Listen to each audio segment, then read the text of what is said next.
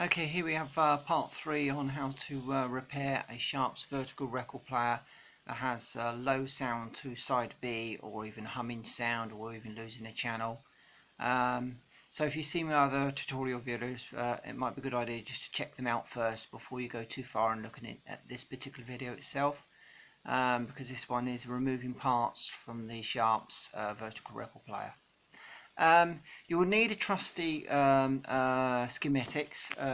So here we have, down here, the schematics board, circuit board of the Sharp's RP114E. This is just the vertical record player. This has nothing to do with the Sharp's VZ range. But some parts are very similar to them, like the relay and the resistors and all that. Anyway, I just want to point out this bit here. So here we have the relay coming down here. Now, if you might have checked out some of my other videos, you might have seen that you must try and clean the relay first before even attempting any of this, because it could be just a dirty contacts on the relay as such. So if you go back to my tutorial videos, it'll just show you roughly how to do this.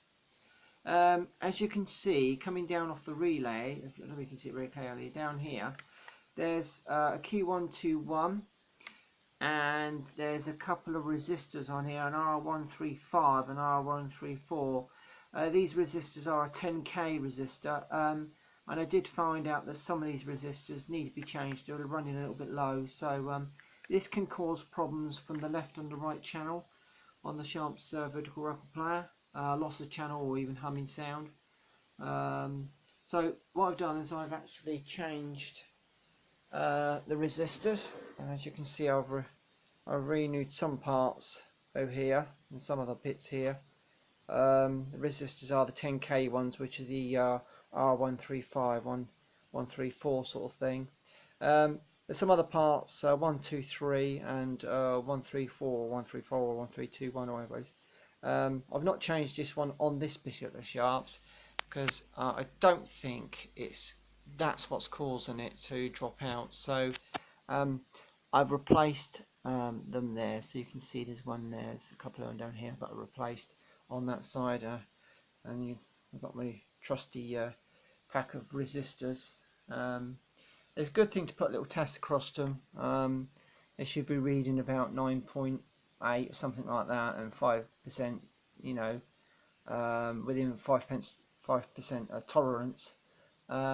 So the other thing you might find, because of age, sometimes the contacts on the back, they just need resoldering again, and this can cause loss of sound, dirty contacts, drop out of sound, or even humming sound.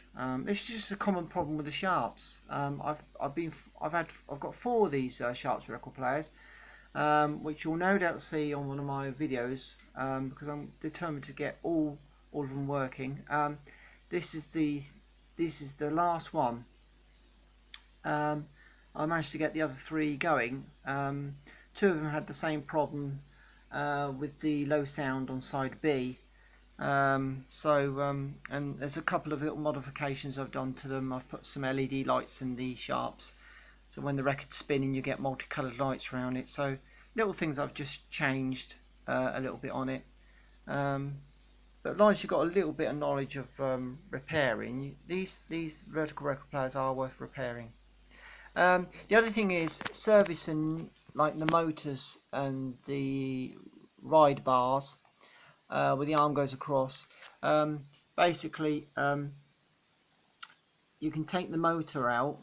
There's 2 little screws under here. Take the motor out, turn it upside down, and get some bearing oil, and then just drop 3 or 4 drops on the top, and then keep turning it, and then go back and keep turning it. Put a little bit more, keep turning it, because actually that oil will work down in through this motor here. New belt is obviously one thing you've got to do with the Sharp's. If it starts slipping, then it's going to start going out of tracking. The other thing is you need to grease this thing here, which is the cog system, the plastic cog system here. you can get special it's white grease, like white synthetic grease that you can go on here.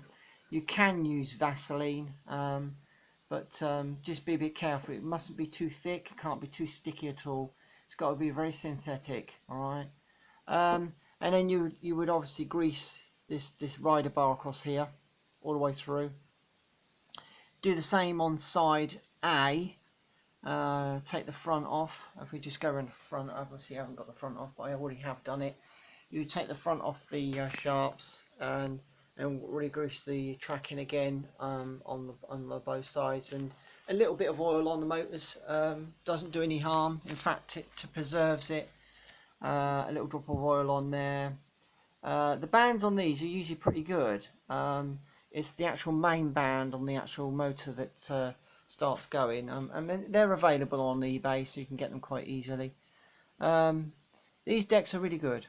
Now, on a couple of my other videos, I've had problems with the cartridge, and what I've had to do is I had to rewire the cartridge right the way down, because as soon as I removed the cartridge, the wires are so tight up there, they ping off and they disappear right at the back of the sharps, and you cannot get them back down again.